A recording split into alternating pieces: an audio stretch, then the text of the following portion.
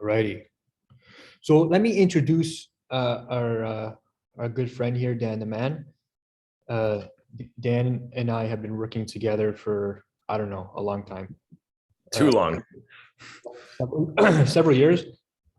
So I think I can say with confidence that Dan has financed hundreds of deals for us. Like, no, not kidding. So we know this stuff works, where I promise we're not making it up off the top of our head. So what I got today is, usually when we do these master classes, I let the guest kind of go through their stuff, and I always feel like I'm kind of rushing at the end to kind of bring it all together. But I prepared something a little different this time, and I'm going to let Dan go through his slides and get through his part of the. And I've done something a little different to try and tie it all in together. I want you to know that what Dan's going to teach you and how we apply that on the road is real. So we're going to go through a couple of examples. No slides, because by the time we're done seeing a bunch of slides, no one's going to want to see anymore. So we're going to have a little conversation, and we're going to go through some stuff in a Word file, but we're going to look at some real numbers, some real deals. And I think it's going to tie it in together really nicely. Okay. So again, we got Dan Patton here.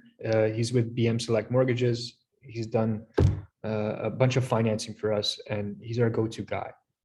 I hope that's a good intro, Dan. Perfect. Better than most, better than the way my fiance introduces me. So thank you very much. I appreciate that.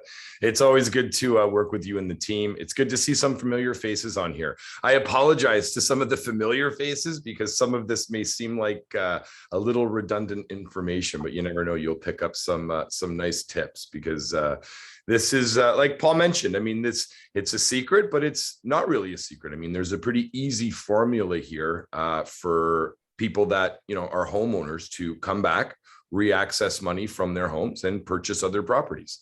So what I thought I would show today is just a bit of a walk through what we call the life of an investor. And it starts out with people who aren't necessarily an investor, somebody just buying their first, owner occupied home, depending on their down payment. We'll take a look at the appreciation in that property, how we can come back, access money, how the banks look at qualifying you. I mean, that's a big part of it, right? Every bank is a little different on how they'll qualify investors, especially when you start owning rental properties. And then we'll dive through just a few of the banks and some of their rules, because again, they're all a little different. Some will do different types of properties. You start getting into things like multifamily and student rentals. Well, banks can vary on whether or not, their down payment, their approval. So I'll try not to bore you. I like these to be interactive. I know Paul's always got a really interactive group. So feel free if anybody wants to jump in. I mean, I have no problem with that. I'm happy to answer questions. I'll be staying for the entire class today. So if anybody needs me later on, no problem. I'll be here. Let me see here. I can share the screen. Okay. So that's my calendar. I don't think anybody wants to see my calendar. All right. I'm not the most technological savvy here, but this is our little intro that we do. All right, eh? All right. Believe it or not, I spent a lot of money on that 15 seconds right there. So, okay. So our focus, I'll give you a little intro to, as Paul mentioned, a little bit about myself. I've been doing mortgages for almost 20 years now in Canada. I would say investor focused for about 15 years. And I've been working with Paul in the Rockstar Group since day one, believe it or not, back when real estate was reasonable and we looked at 2 to 3% appreciation in properties. If you can imagine how long ago that was. So it's been great. My office is the #1 mortgage team in Canada, and I would say about 90% of our volume revolves around investors. And investors do many different things. They refinance, they purchase, they refer family. I mean, investors are great. They're a great investment for us, and they're a great source of business. So this is all about relationships. And I think that's one of my first slides here, actually. Oh, see it? For some reason, it doesn't go full screen, but that's okay. We can work with that, right? Let me see if I can extend it. Okay. So the life of an investor. First thing you got to do is make a decision and build a team. Okay. I tell this to everybody. If you're thinking of getting into investing, real estate, you have to build a good team. And to me, that starts with your real estate agent or coach. So somebody like Paul, that's you need to build a good team. You need a lawyer. You need a good finance person like myself. You need insurance, depending on the types of rentals. You may need property managers, but build yourself a good team and start with a good coach or realtor.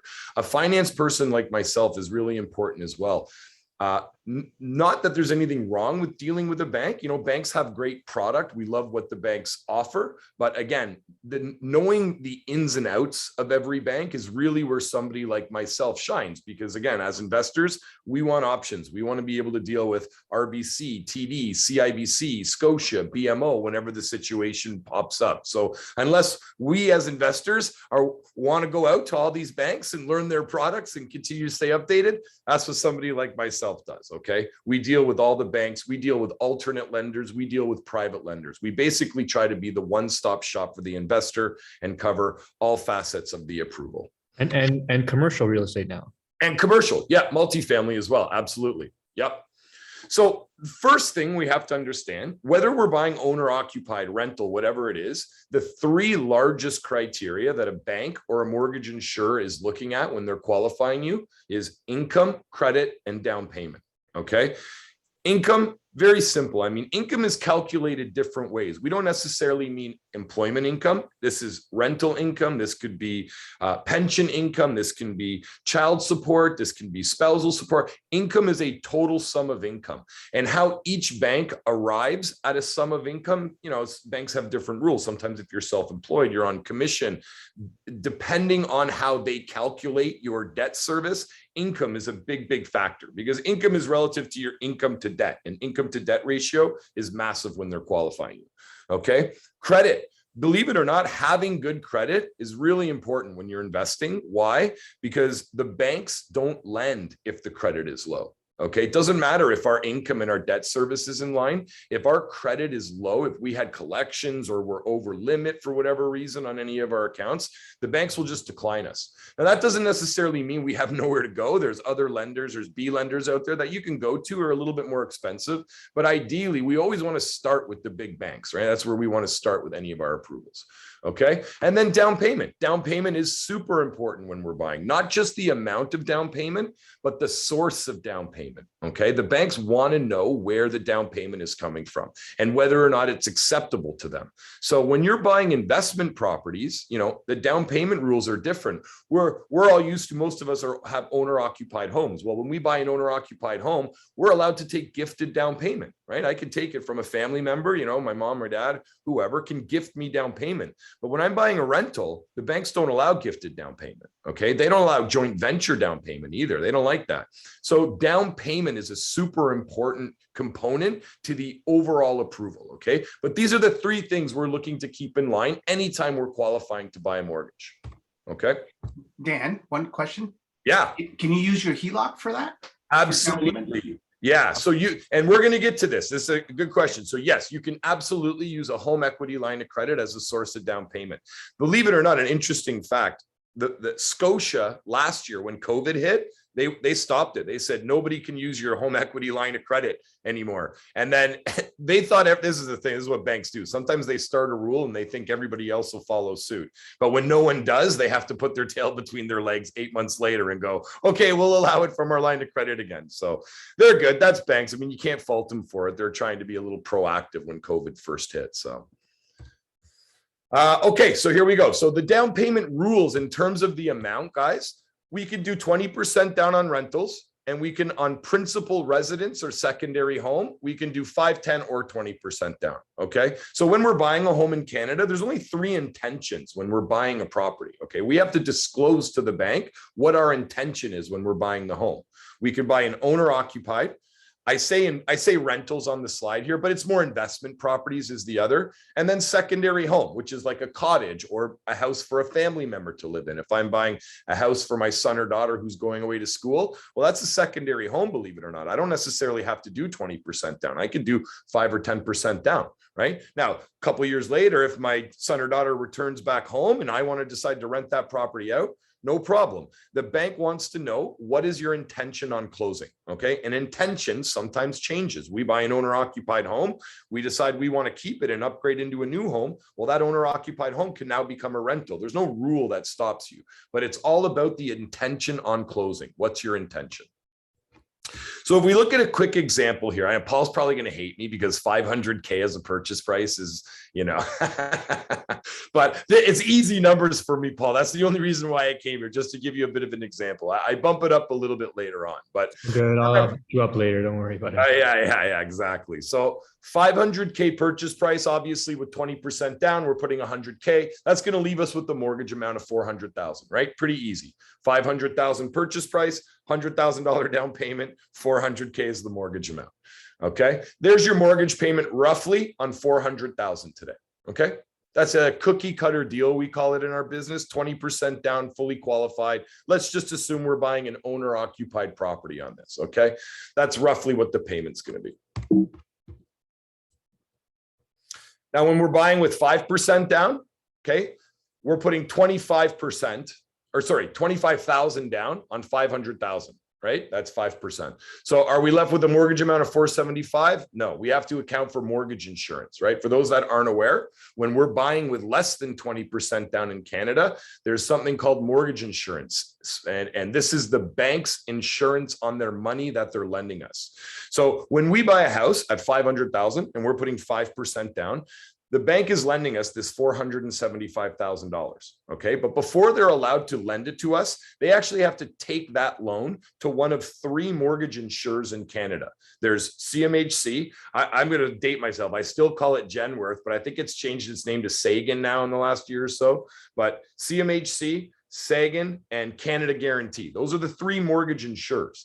Now, to us, the buyers, it doesn't matter who the bank's going to, because for the most part, they're all the same, okay? And they charge the bank, or they charge us, I should say, the bank's not paying it. They charge us an insurance premium if they approve the deal. And this is a non-negotiable fee. It's the same for everybody who puts 5% down. It's the same for everybody who puts 10% down because it's different premium. It's the same again at 15% down. And then at 20% down, it goes away. And that's why when we're buying with 500,000, we put 100 grand down, we're left with 400,000.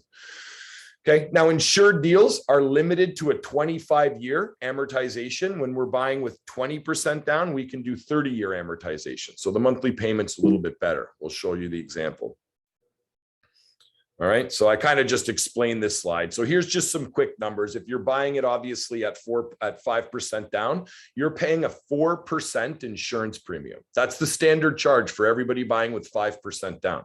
So you actually are borrowing 494,000 on closing. Because remember, we bought at 500,000, we put 25 grand down, that leaves us 475. Now the insurer is going to charge 4% on 475,000. Now it's not an out-of-pocket expense. It's not like we have to save for this money. It's added to the mortgage. That's why the loan amount is actually $494,000 on your $500,000 house. Okay. That's roughly a $2,055 payment. Okay. And at 10% down, it's a smaller premium, right? At 5% down, they say, whoa, this is the riskiest. Let's do the high 4% premium. But at 10% down, they scale it back. They go, okay, it's a little less risky. So that's a 3.1% premium. So here's the numbers roughly at 10% down. Okay. $1,930. That's the thing. People say, well, does it make a big difference if I put 5 or 10% down in my monthly payments? Not really. You know what I mean? Like maybe $100, $120. Like it's not a big difference when you look at it like that. Okay.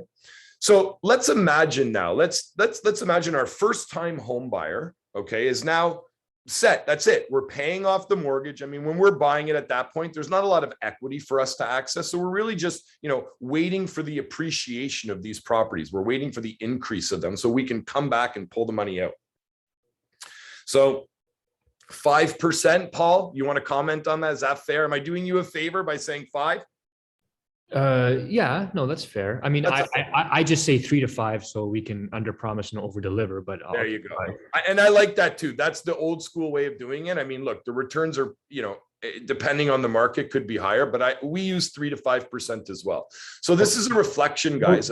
Hold on, guys. If you're a smart investor, which I know all of you are, or you're going to be if we work together, you should be able to force the appreciation much higher than that, before waiting for the market to do it.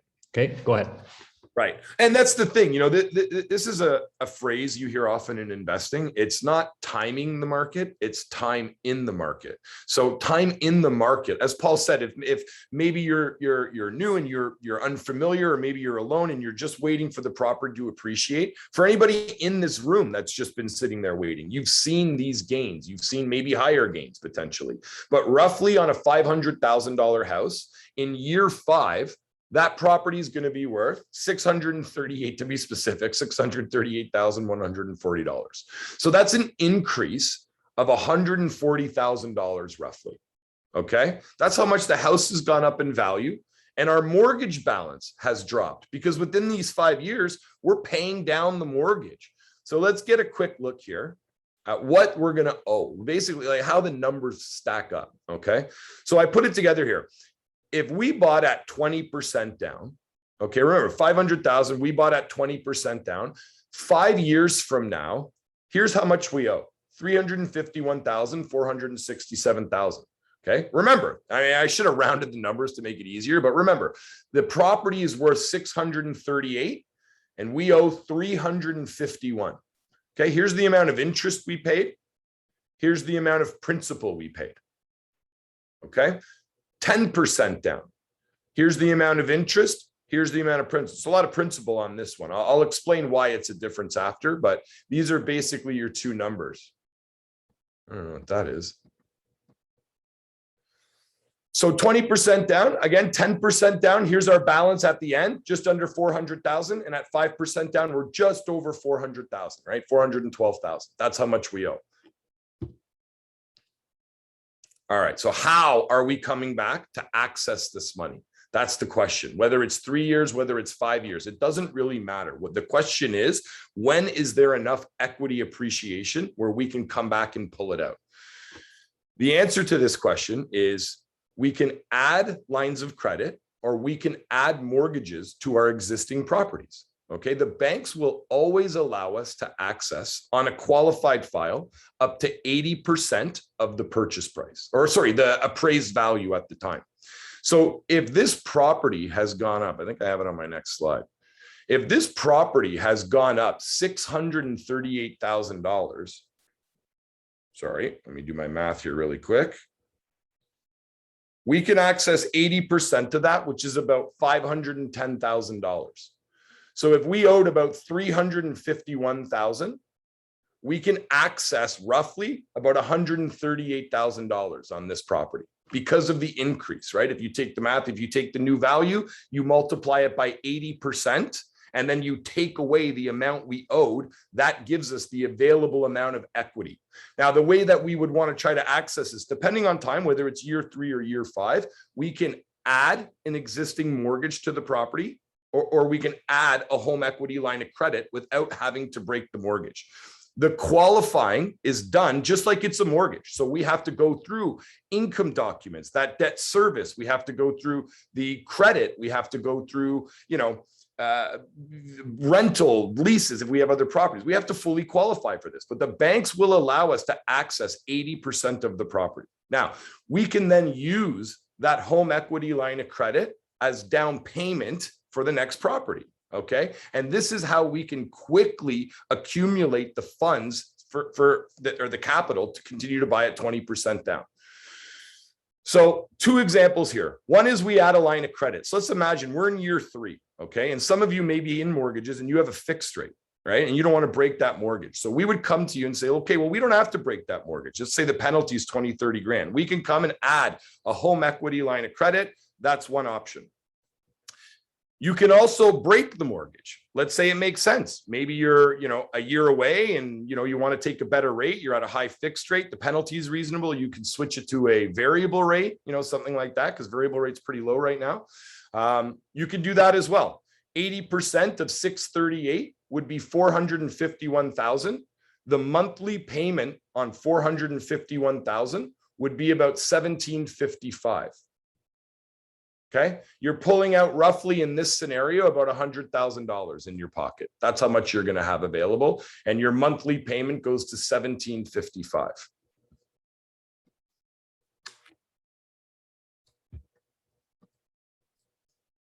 All right, so this is, the theory here is to leverage deductible debt.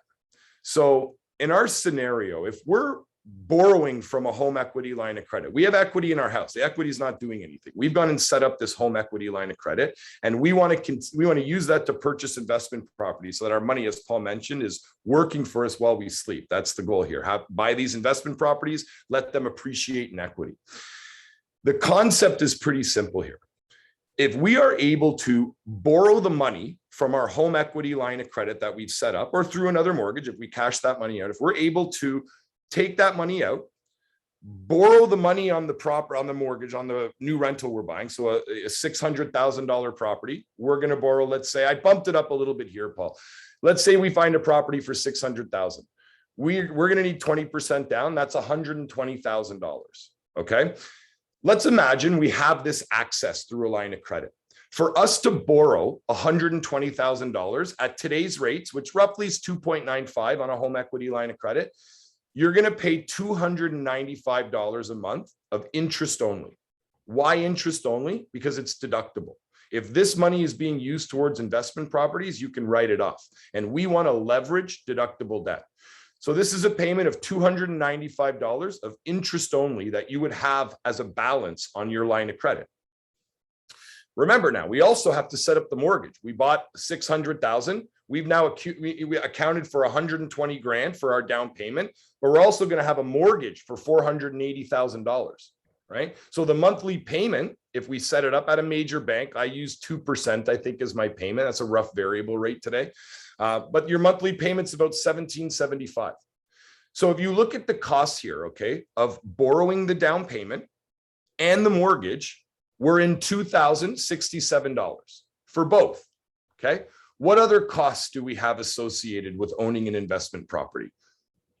Insurance, right? $100 for insurance. Okay. So we're at $2,167. What else are we responsible for? Property tax. It's another one. Okay. So let's say $300 a month. Okay. On property taxes. So now we're at $2,467. If the property we bought, the rental property we bought, is cash flowing anything above that number, how much did it really cost us to acquire this asset? The answer is zero. It didn't cost us anything. We leveraged the debt, the equity in our home to acquire the next asset. And we've allowed the tenants, again, assuming the rent is $1 more, the tenant is paying that interest back. Now, to us, the investor, we're going to say, okay, but if I'm only paying an interest-only payment on my line of credit, when do I pay that off? How do I pay that off? Right? I don't want to sit there with my owner occupied having $200,000-$300,000 balance on it. Well, remember, our rental property is going to start appreciating. And as that rental property appreciates, we can do the exact same thing we did on the owner occupied. We can go to the rental, let's say in 5 years from now, it's worth 150, 200 grand more, let's say. We can add a line of credit onto that rental property. We would take the funds from that home equity line of credit, pay off the owner occupied, the one that we just borrowed it from. So you're just moving it from the owner occupied to the new rental we bought. You're moving it all there. Once that cost is built into the rental, remember, it's no extra cost, right? It's because you're just taking it from one line of credit to the next. But once that balance is built in to the new rental, again, as long as it's cash flowing, you've now built in all of the costs of acquiring the property back into the asset that's covering itself with the rent. And that is the goal of finance. Leverage deductible debt and pay off non-deductible debt and get your money working for you while you're sleeping. And that's the property and the equity appreciation.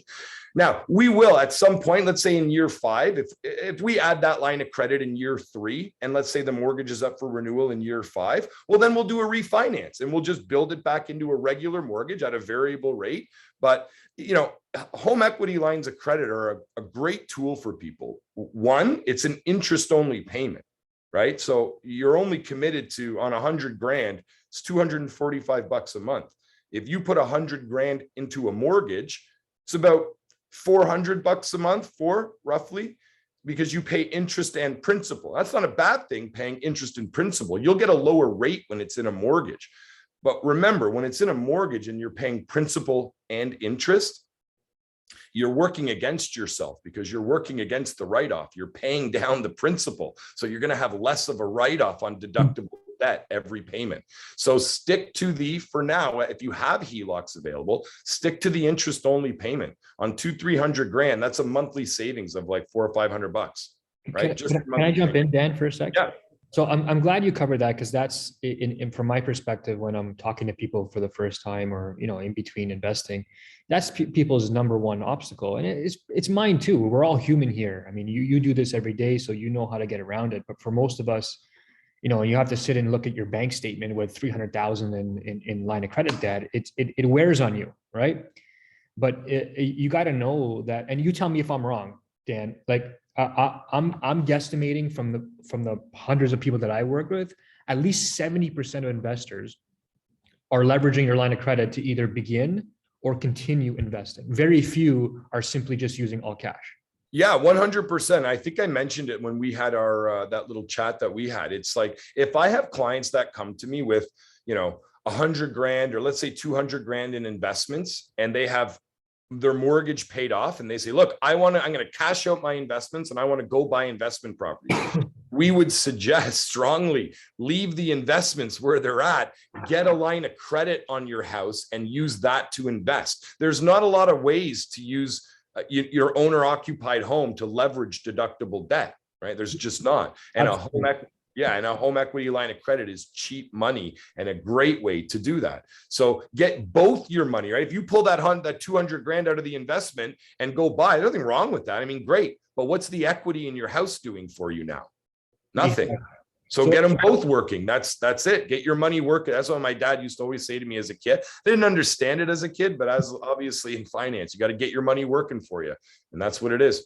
Let's frame it a different way. And I want to slow it down a bit, because I know this is on people's minds. So let's say you have the option to take a $200,000 line of credit on your property, or do I take a $200,000 refinance, increase my mortgage debt, and just take the cash?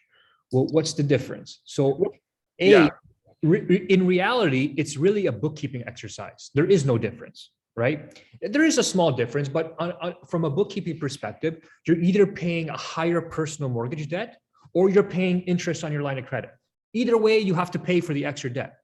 Getting away from paying the extra debt is not escapable. You cannot escape this. So you either pay, instead of paying a $2,000 mortgage payment for your personal residence, you're going to pay $2,500, or you're going to keep it at $2,000, but Dan's going to put a line of credit on there. And when you access the line of credit, you'll pay for the interest you use. And in most cases, it makes sense to use the line of credit from my perspective, because let's say you had a bigger one. Let's say you had 2, 3, 4, 500,000 line of credit. Well, why would you want to take $500,000 in cash and pay the extra mortgage payment when you're not going to use the $500,000 immediately? If you're only going to use 100 or 150 or 200, you're better off with the line of credit and then access what you need and pay the interest. The interest is going to get paid no matter what. But if you buy properties that cash flow, which we're going to get to in the end here, the cash flow is just going to pay your interest for you, which Dan just explained. So either way, guys, and gals, either way, if you access more debt, it's going to cost more, either on your personal side, or it's a bookkeeping exercise where you have to cover the interest. Does that make sense? Yeah, There's good debt and there's bad debt, right? And how we access it, that's fine. Look, Paul said there's different reasons, right? To pull, when you're pulling money out, to put it in a mortgage or to put it in a line of credit. The benefit of the mortgage is the low rate. That's why people like putting it in a mortgage, right? It's a set payment. It's a lower rate than a line of credit. But as Paul mentioned, if you pull out 300 grand and you don't spend it right away, yeah, you get a lower rate, but you're paying interest on money you're not using. So access to money is a powerful thing because we're not paying interest on it until the day we need it. And that can save money. The drawback of the HELOC, what people would say, is it's a higher rate, but it's deductible. So if we're writing off that interest, and remember on a HELOC, it's a lower monthly payment. It's all about packaging the deal, right? The package all together.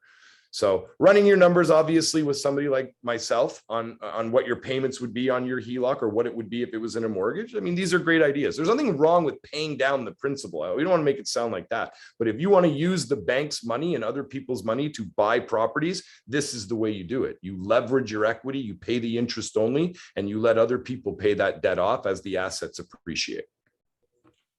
Yeah. So that's in a nutshell how we come back and access money. So this is navigating through the banks. Okay, I thought I'd put together just a little bit of a presentation on the different banks and what they offer. Now, some are similar. They're not all the same. Okay, I'll start with TD. TD says the maximum rental properties an investor can own. Now, this at a branch level can vary, but through a mortgage broker channel, this is what they'll tell you. You can have 4 to 5 rental properties total. Okay, they'll only finance 4 to 5, meaning you can't go to like RBC and go and get 3 properties and then come back to TD and get 5. They won't do it. They'll max you out at 5 for the most part. They do allow 10 at some branches. I mean, I've seen it, but private banking sometimes, but for the most part, that's their hard cutoff. It's 5. And through the broker channel, that's all you're going to get if you're dealing with the mortgage broker, which is the reason why you have to deal with a mortgage broker who deals with TD branches, because it's important sometimes. Sometimes a deal needs to go to a TD branch. Do they use the balance or the limit? This is an important thing when we're qualifying. Remember, one of the things we just said is we're going to go set up these big home equity lines of credit, right? What if we can access like 500 grand? That'd be amazing. No balance on it, 500 grand though, that could get us 3-4 properties.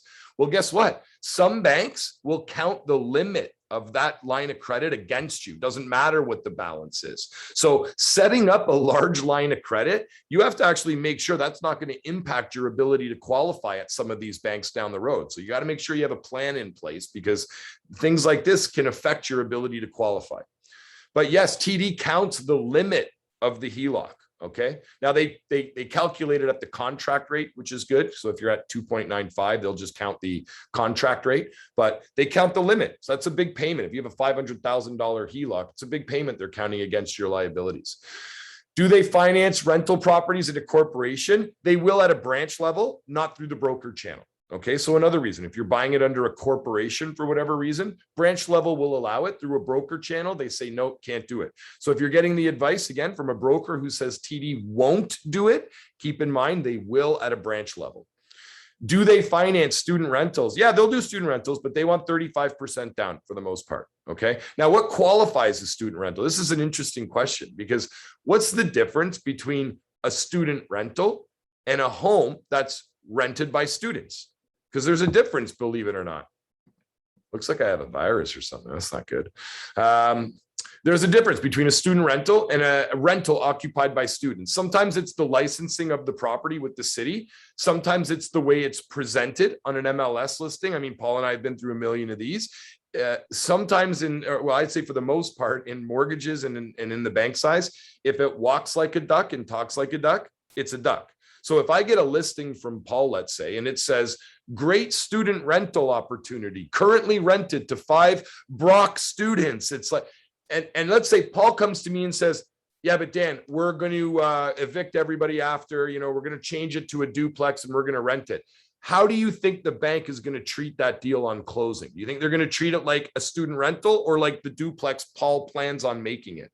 It's the student rental. So how the property presents itself to the bank is an important factor. So a student rental, again, if it's just a regular rental, if Paul brings me a duplex and says, yeah, there's going to be rented to students, but it's just a duplex, well, then the bank will treat it like a duplex, right? That's it. So presentation's key to the bank, but TD will do student rentals at 35% down. Do they use favorable rental income? These guys do. TD will use 80%, believe it or not, once you own one rental property. Okay, you have to own one. Otherwise, if you don't own any rentals and you're trying to buy your first one through TD, they're only going to count 50%. It's a low pre-approval. So a first-time investor going to TD is going to have a lower pre-approval.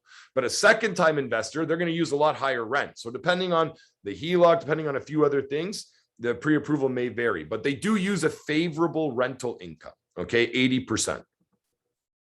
Scotia. So Scotia is a broker favorite, right? Anybody that's worked, with brokers or anybody that's bought multiple investment properties, there's probably a good chance you've dealt with Scotia. Okay. Scotia is very favorable to investors. They're very easy to deal with, not just for mortgage brokers, but they have easy qualification rules that I'll touch on. Number one, they'll allow you to have 9 to 10 properties. Okay, we say 9 to 10 because sometimes when you get towards their limit, they tend to cut you off, but they will allow up to 10 rental properties. Now, they will finance 5 themselves through the broker channel. Again, private banking, it's always possible that they do more, but through the broker channel, they'll finance 5. Okay, so that means we can go to a bank like TD. Remember, TD said 5 total. So we can go to TD and get 5 properties, ideally, and then we can come to Scotia and get our next 5 properties. Okay, because they'll allow us to have 10, but 5 with them. Do they use the balance or the HELOC? Or the balance or the limit of the HELOC? They use the balance. That's amazing for us, right? If we go set up that $500,000 HELOC, Scotia's only going to count whatever balance is on it at closing. So if we're pulling out 100 grand, 120 grand, they're only going to count the payment based on that balance, not the maxed out amount. So that'll help you keep your numbers in line. Will they finance rental properties in a corporation? Yeah, they will. This says no, but they do at a branch level. Again, this is sort of designed for a broker presentation, but they do at a branch level. Absolutely, Scotia will do it under a corporation.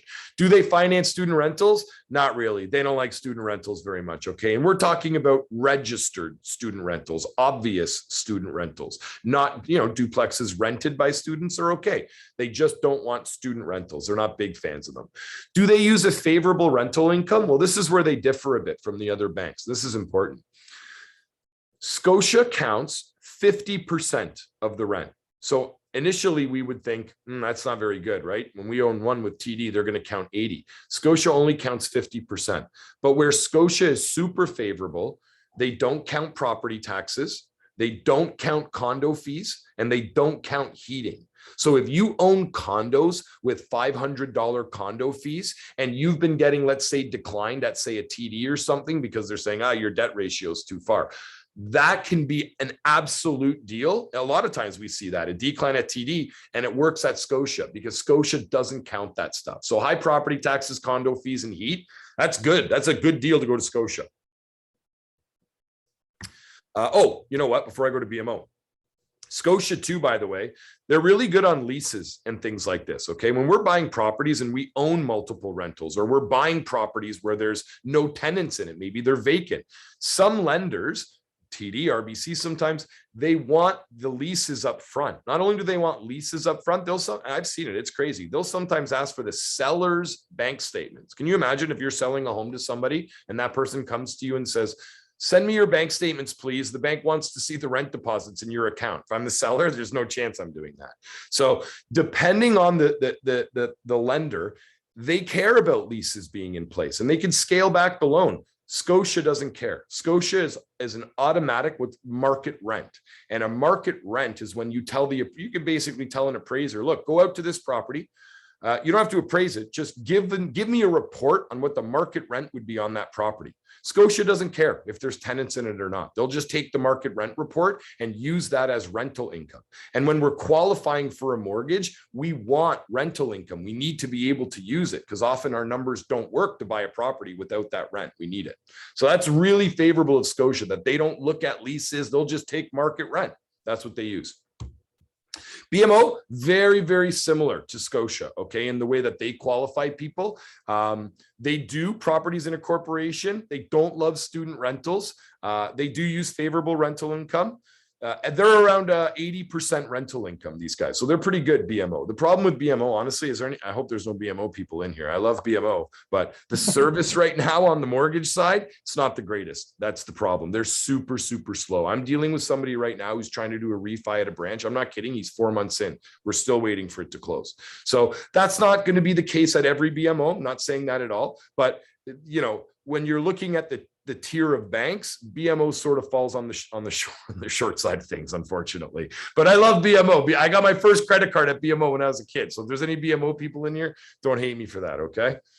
They can be good though. They're a good alternative to Scotia. If the deal for whatever reason you don't want to go to Scotia, BMO is a good alternative. That's why we use them. RBC is a great lender, okay? You know, they are outside the broker channel. So, you know, again, you have to make sure if you're working with RBC, you got to make sure you're working with a good RBC guy, and that's sometimes hard to find. But if you're working with a mortgage broker, he has to be working with RBC. Even though they don't work with mortgage brokers, you need somebody that will refer business to RBC because they're super helpful. They're a little limiting on the amount of properties we can own. They'll only allow us to own 5 rentals. I mean, that's it. Again, private banking might change, but when you hit 5 properties, they're like TD. That's it. You can't get any more from us, and you can't come to us with any other properties. 5 is their cap. They'll only finance 5, so that's it. They count the limit of the line of credit. So again, that can be a bit of a challenge depending on the balance of the line of credit. They will finance properties under a corporation. Again, do they finance student rentals? The deal's got to be good to them. They do it. I mean, we say not always because it's, you know, they want to look at the deal. This is how they price these, you know, these properties. They want to see the rent. They want to see, show us the deal and we'll price it for you. That's how they look at it.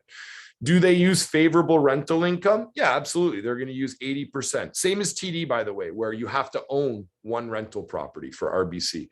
The biggest sell for RBC above any other lender, the rate. That's it. RBC is the one bank that doesn't distinguish between a rental and an owner occupied. They'll give you the same rate on both. And that's big because the other banks won't. The other banks will charge a premium. So if a deal fits at RBC, it can be tough. It's a nice bank to start out at. It is. It absolutely is. They're good, but they're tough to fit their deals in. That's all. So when they fall apart, I mean, the financing sometimes, you know, again, RBC could want 35% down. Oftentimes the deal will work at Scotia and they're a great backup to any of these lenders. And can I have one question? Yeah, of course, Alan. When it comes to buying in your name or buying as a corp, is there one bank that is favorable for buying as a corp?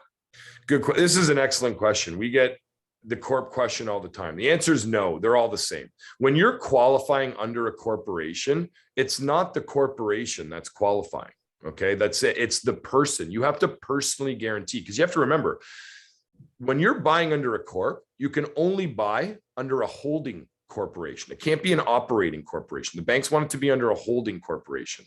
So for you to qualify under a corp, this is good because this leads me right into CIBC. CIBC is the one bank that will qualify your corporation on the A side to buy. That's the favorable one. Okay. However, imagine the amount of income and rental income you would have to show to qualify because it's taxed income. That's what they're looking at. They want to see your business income after taxes. That's what they want to see. And that's what they'll qualify you on. But you're absolutely right. These guys don't look at they're the one bank that we can go to where if we have no employment, you know, we're retired for whatever reason, maybe we're just longtime investors and we own like 5, 6, 7 properties. This is the last stop lender we want to go to for a few different reasons. Number one, they don't care how many rentals we've bought before. Okay. We could have gone to TD and bought 5. Scotia bought another 5. CIBC doesn't care how many we own, but they'll only give us 5 from them. So for that reason, we want to leave them till last. That's one of the reasons. Okay. Number 2, a lot of people at that point, you know, you get up to 5, 10 properties, you either have a property manager or you're retired. And the problem for retired people is how do I continue to scale, right? If I don't have that employment income that I used to help me get 5, 10 properties, what do I do now? CIBC is the one lender that will look at your portfolio and qualify you based on the rent, the cash flow of your existing portfolio. So that is another huge reason to leave them till the end. When our income is at our lowest, that's when we want to go to CIBC. Now, remember, this is the trick with the bank. And this is why I always have to caution. I'm not trying to pick on CIBC at all. But imagine an investor who fully qualifies with every bank. Okay. And let's say they want to shop rate. And we'll talk a little bit about rate because rate's important, but it can't be the driving force. Just imagine if CIBC had the best rate and they were your home bank and you said, you know what? I don't want to go to Scotia because they're charging a higher rate. I'm going to go to CIBC for my first 5 properties. If you go to CIBC for your first 5 properties, you can't go back to them after. That's it. You're maxed out. And you want to leave a bank like this, especially when they're unlimited properties outside of, them, you want to leave them open. So that's massive. They use the limit of lines of credit. Okay. Your home equity line of credit, they're going to count the limit, same as TD. They do properties in a corporation, student rentals. Again, same thing. You send them the property and they'll price it. And they do use favorable rental income. National Bank, they look at it a little bit differently. We don't use National a ton, but they do offer some good product for investors. 16 doors. Doors is counted by duplex, triplex, right? A duplex is 2 doors, a triplex is 3 doors. So they're going to add up all the doors you have. Same thing, they'll they'll finance up to 16, but if you have 16 doors already, they won't touch you. They count the limit of the home equity line of credit. They do rental property or student rentals, they don't do student rentals. They do properties under a corporation and they don't really use a favorable rental income. It's like 50% added to gross and they count your taxes. They're not ideal, but sometimes the deal can fit at National. Now, again, to answer your question another way, Alan, if the deal doesn't work at any of the banks, okay, there are ways to qualify through if you have a corporation or if you just have rental properties. There's B lenders, and B lenders are an amazing way these days for investors to qualify, especially self-employed people. Self-employed people have an awesome opportunity here where the rates from B lenders are honestly, they are almost neck and neck with A lender rates right now. Like on an owner occupied through a B lender, this might vary on a rental. Rental, you might be a little higher, 3.25, but B lenders roughly right now, I'd say, 3.25. A lender, Scotia right now on a rental, 2.79 on a 5-year fixed rate. So if you look at the monthly payment difference, between an A lender and a B lender, on 500 grand, you might be talking $100 a month, right? That's it. Because you have to compare the fixed rate of an A lender to the fixed rate of a B lender when you're doing the monthly payments. You can't go variable to fixed. So fixed to fixed, that's a monthly payment difference of maybe $100. The B lender will charge a 1% lender fee as well. So remember, if we are self-employed and we have a hard time proving income, we're going to pay a little bit of a higher rate and a lender fee, and that's it. And now we own the asset. So if we're borrowing $500,000, a 1% fee is $5,000.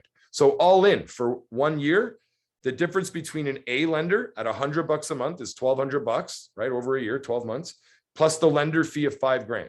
So $6,200 over 1 year. And then in year 2, you don't pay that lender fee. If you just renew it, you just pay a little bit of a higher rate, whatever the rates are at the time. So, Dan, so for those who are pish-poshing B lending, the last two or three deals I've done B lending because I have no choice. So me being self-employed, regardless of what my income is, I had no choice. So my choice was get nothing or do B lending. So guess what the answer is? Yeah. And here's the thing. This is, I don't want to go too much into self-employed, but I'm happy to answer any questions. But the self-employed person, like everybody else, wants to save the most money, right? That's the goal here. And we associate the lowest rate sometimes with saving the most money. And the self-employed person can't look at it like that. Why? Because the employed person who's qualifying with the bank is paying the tax on the income necessary that they're getting to qualify. So let's say I said to Paul, I go, Paul, you can go to an A lender, but you're going to have to claim 150 grand in income to qualify. Guess how much taxes Paul's going to pay on 150 grand? Way too much. Way too much. Okay. Let's just lowball. I don't have the math in front of me. Let's say it's like 60, 65 grand. Okay. The bank doesn't want that just for 1 year. They want it for 2 years. So Paul's got to go pay 60 grand for 2 years. That's $120,000. He's got to pay in taxes just to get his numbers in line with a bank. Okay. But guess what? Paul can go brag and tell everybody he's got a great rate like everybody else. But let's imagine another self-employed person who just wants to go to the B lender and says, Dan, I can keep my income low. My accountant says I could, all my write-offs, I'm down to like 30 grand. I might only have to pay like 10 grand in taxes, 5, 6 grand in taxes. Okay, great. Who's saving more money? If the investor who's writing down their income to say 30, 40 grand, paying like 5, 6 grand a year in taxes, that's okay, 2 years, that's 12 grand. Then they're going to pay a lender fee because remember, this person's going to a B lender. So let's say that lender fee is 5 grand. That's another 5, that's 17 grand. And then the monthly payment difference is $1,200. So you're all in. I mean, it's 18,200. You're less than 20 grand. That's your cost with the B lender. So who is saving more money? Paul, who has the better rate and just paid the taxes so we could go to a bank, or the self-employed person who took a little bit of a higher rate, paid the fee, but saved all the money on taxes. And that's essentially why the B lenders are there. It used to be a bigger spread. Paul and I have been doing this long enough. The B lender used to be like, oh man, that's when you have bad credit and you've had a bankruptcy, that's where you go. That's not B lender today. B lender today loves the self-employed. They look at a 6-month history. That's all. So a realtor, they're going to look at like your commission. Send us your commission statements. It's pre-tax income. And for the self-employed, that's what we want them to look at, right? Self-employed guys always like, look, I only claim this much, but I'm really making this much. Well, the B lender will look at that higher amount. We're not here to sell B lending, but no, for those of you who are self-employed, it's simply a tool in the toolbox. And then if you get 10 properties at some point, it might become a tool in your toolbox also. The first B lending deal I did, we now refinanced out of the B lender deal after about 18 months or so. And we couldn't get A lending, but we got what I like to call in my unsophisticated, terms, A- lending. We went to a credit union, right? So instead of 2%, we pay 2.69, but it's still better than anything. And we're laughing at that property. So don't poo-poo it, please. It makes sense. And you're right. And I'm not trying to sell it, because for any of my investors that are self-employed, I'm happy to do the numbers and tell you what to claim on your income to get us to an A lender. Decision's yours, but I can do both numbers. But Home Trust, like Paul said, we may run out of A lender options at some point. I mean, if we want to scale this thing large, we want to get to 10 properties. Maybe we want to retire and have our properties, manage multiple properties. B lenders, again, are a great option for people like this. Okay. It's a fit for the right client. They're unlimited on rental properties. Okay. In terms of how many you can own, they'll allow you to finance 4 to 5. They will allow 5 through them. They count the balance of a HELOC, but they count it at a low payment. They count it at the interest only payment. So a B lender, you can actually, self-employed, even regular clients, you can qualify for higher pre-approvals with B lenders just because of the way they calculate that debt service ratio that we talked about earlier. They do properties under a corporation. Student rentals, they'll do 35% down, and they use really good favorable rental income. They're like 80%. Okay. And these guys are the biggest B lender, Home Trust. The second biggest B lender is Equitable, EQ Bank. EQ, they compete a little bit with Home Trust. Their rates pretty comparable. They offer pretty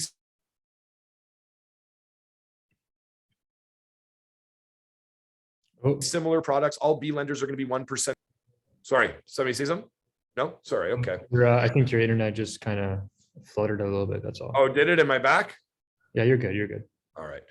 So EQ Bank, they don't care how many properties you have. They'll continue to finance you. I haven't had them turn down a file due to a client having too many properties. So we just say unlimited because they'll keep financing you. They count the balance, same as Home Trust, at a super low interest only payment, which is key. When you have a balance on a HELOC, even remember I said Scotia counts the balance and TD counts the limit. When they calculate the balance, it's based on an amortized payment over 25 years. So $100,000 balance to a bank looks like a $500 a month payment to them. That's how they calculate it. These guys will count an interest only payment. And an interest only payment's like half of that. It's like $245. So that will help you in your debt service. That's all. They do properties under a corporation. They don't like student rentals. They might consider it at like 50% down, something like that. And they do use favorable rental income. And an interesting fact, by the way, I'm starting to see a few more banks. Paul, I don't know if you have a ton of experience with these, but the garden suites, you're doing a lot of those nowadays? Well, we're going to be talking about them shortly as a property example to generate that cash flow we need. But it is a new strategy to Ontario for the most part. It came about this year. What else did you want to know? Well, no, this is a garden suite, for those that aren't aware, is when you own a property and you want to build another structure, another house within that property to maybe rent out. Financing those properties can be very tricky. Why? Because most banks will only accept the value of the property and the land. And when we're selling these properties, we're selling them as if the value is everything combined, right? Well, look, it's two houses, it's cash flowing. We're selling this for $700,000. If there's no comparables for the bank to compare, well, look, there's no other garden suites in the area.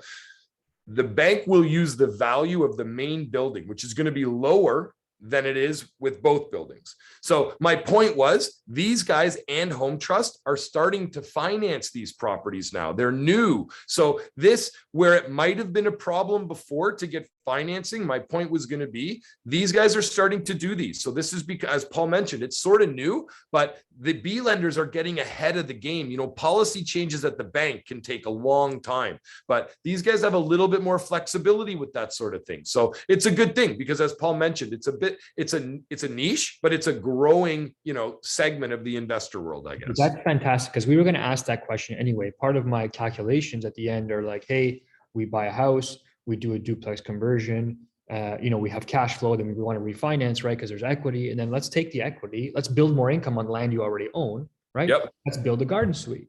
And then there's a bit of a question mark there to say, what does the refinance look like after a garden suite? And in my mind, I'm thinking it's going to be something similar to when the duplex conversion thing came out, 5-6 years ago, and the banks are like, what the hell is this? We have no comps, appraisers are clueless, and it's going to take 12 to 18 months to kind of get comps and appraisals and a baseline before these banks start appraising them and accepting them as income.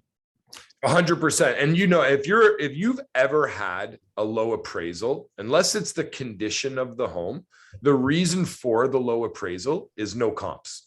Paul nailed it. It's that the appraiser can't find comparables. That's comps, comparables, and comparable sales. When there's not a lot of garden suites, they're new, there's not a lot of comps. So they're moving towards this. And as more get built, more comparables will come. Just like Paul mentioned, the duplex conversion, as more of them, as it catches on more, there'll be more to present. So it's a good thing. I mean, that's a positive. Look, I've been doing mortgages for 20 years, and all I've really ever seen is restrictions and pullback and change for the negative restrictions. And we're actually starting to see, look, it's big in our world, some advances in lending. TD has never had a home equity line of credit product for a mortgage broker to use. But in January, they're coming out with the product for mortgage brokers. That's massive. In my world, that's massive, because I can oftentimes get handcuffed with multiple deals at once. Sometimes a client's buying 2-3 properties. You got to go to one bank, you got to go to another bank. Sometimes we have to set up on burst strategies. We're setting up properties with home equity lines of credit up front so that the penalties are easy to break. Well, right now, if you're going to a mortgage broker, that deal's going to Scotia all day long. So having flexibility to send deals to other banks when we have existing deals going at banks, it's massive. So these are really good changes, to be honest with you. In a world where I've only ever seen restrictions, these advances are exciting, especially for investors, because it's just giving us more options. And again, I said at the very start of the presentation, that's all investors want, is options. Give me the capital. I may not use it. Tell me where I'm going to get approved. I may not go there, but I just want to know so I can plan. And that's the best way to invest. Do the planning. The best and most profitable investors are always good problem solvers. So no matter, things are going to change. They're not going to stay the same. Next year, we're going to be having a slightly different conversation because some bank doesn't like whatever, right? And we got to figure it out. That's what it is. So it's a good thing we had good people like these beautiful gentlemen on your screen who know how to solve problems, right? Right in your face. There you go. Well, that's my team. That's my sales team. For those that don't know, Paul knows these guys really well. Mike does a lot of the sales with me. Mike Zanzini, he handles a lot of investors. He's been with me for almost 6 years now. He's amazing.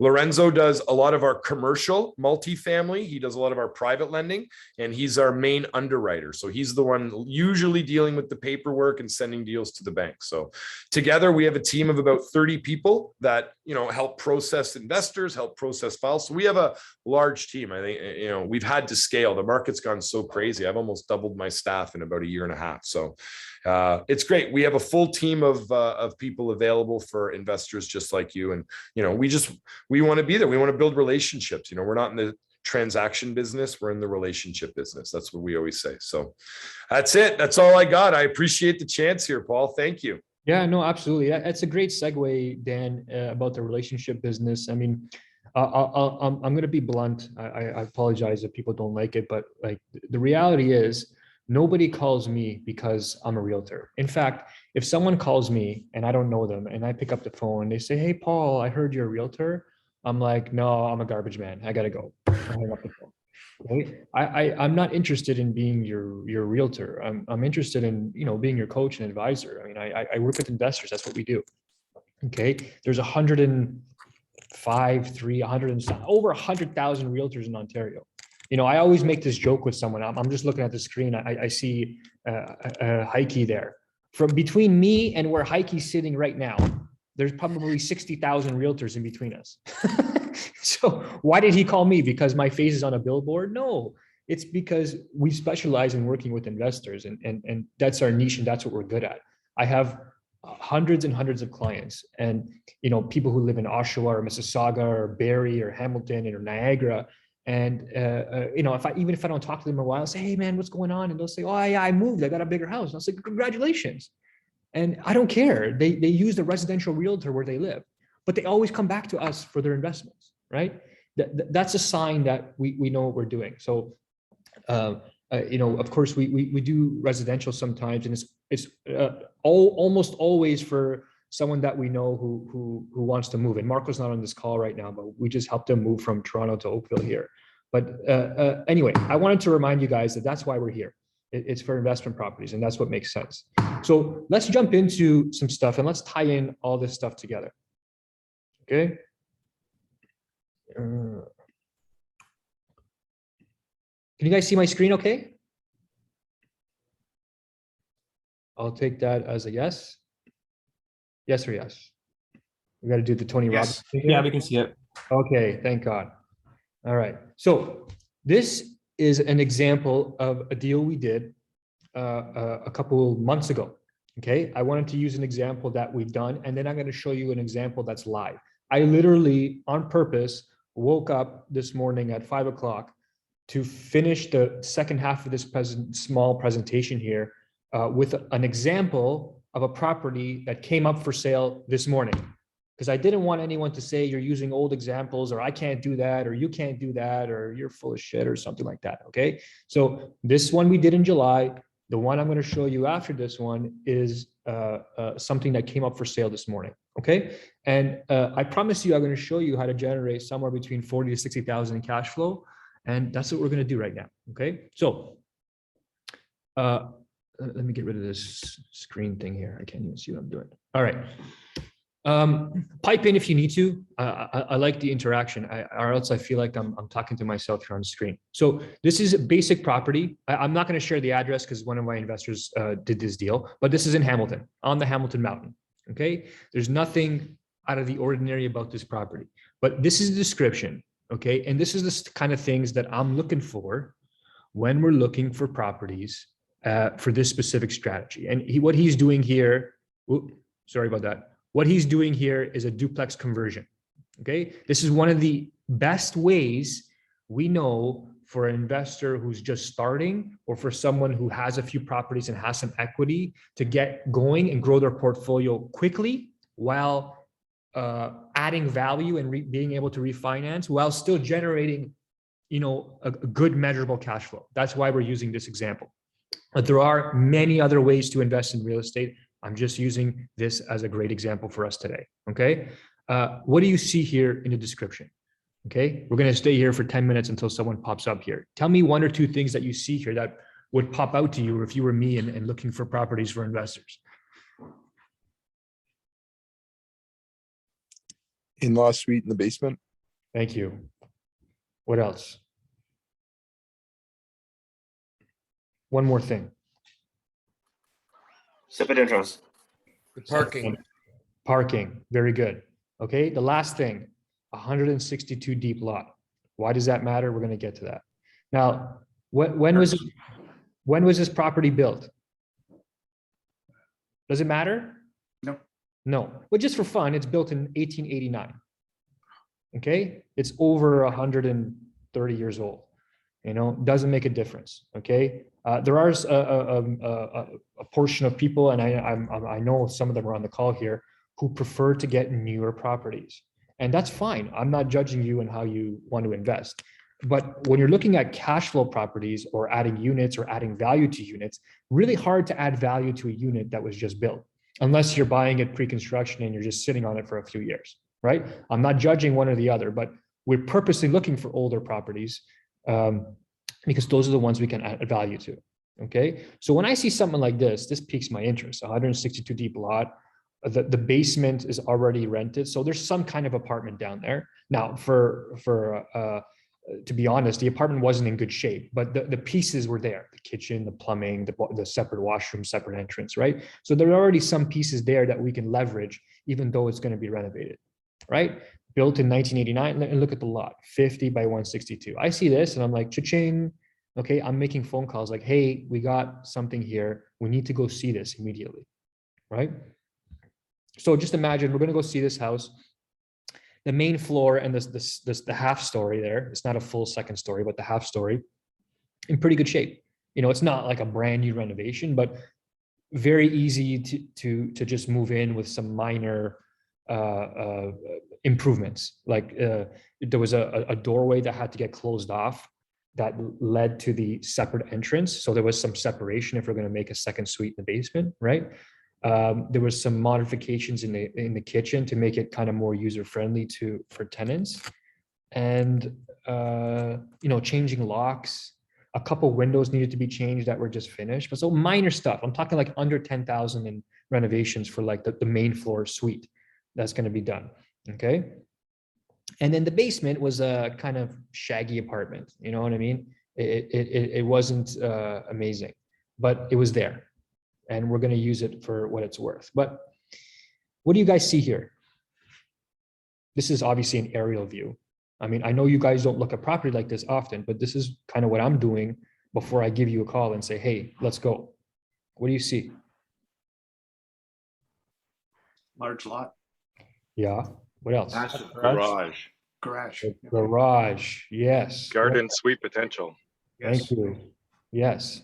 And look at this nice parking. Lots of parking. Not bad, right? So we have already a shaggy apartment, a very rentable upper suite, lots of parking, a detached garage, and like I can fit 11 pools back here. Right? So is this something we want to look at? Oh, yes. Yeah. Okay. So we covered this. What do you see here? Now, let's follow the money. Okay. Let's literally follow all the numbers and see how this kind of works out. Okay. And these are real numbers. So purchase price, 680,000. Okay. He doesn't mind me sharing the purchase price. Down payment, 20% down plus closing costs. Okay. The cost to do the renovation for the second suite, including everything, the permits, carrying costs, some minor stuff for upstairs, and then, redoing the cosmetics in the basement. Sorry, guys, I see questions coming through here, but I'm going to let it go because I want to finish this presentation. So down payment, 136, second suite reno to get it all done, tip-top shape, another $120. So we're in for 256 here. Okay. So once complete, the cash flow or the The rental looks like this, 2,100 plus. He already rented this, to be honest with you. The lower suite, gonna be a nice 2-bedroom suite. It's gonna get rented for 1,700 plus for a total monthly income of 3,800 plus all utilities. Now, let's come back up here.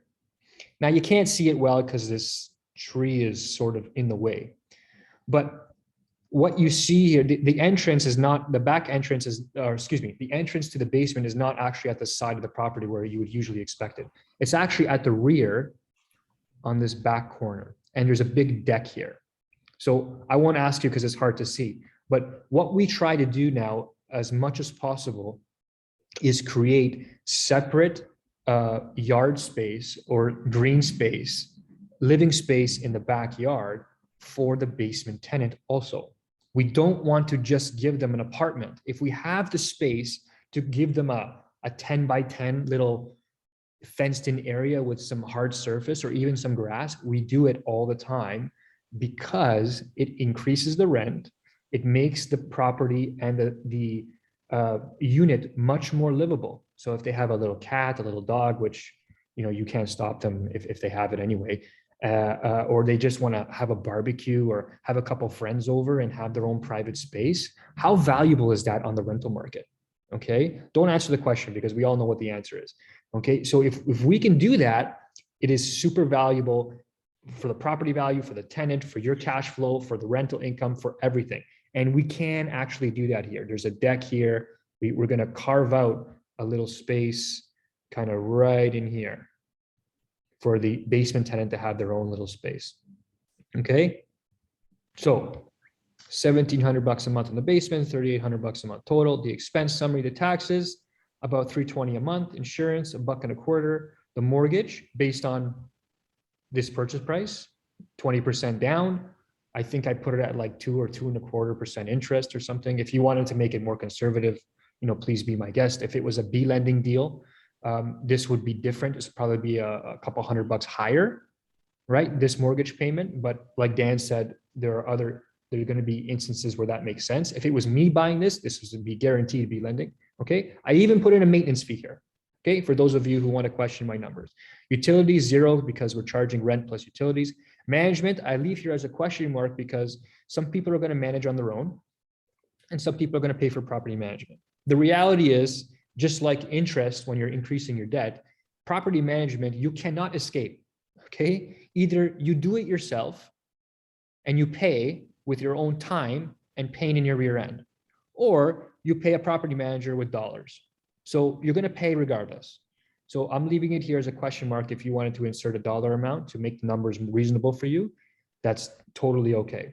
So total expenses, 2,672, our income minus our expense, we're left with a nice little $1,000, $1,100 a month cash flow there.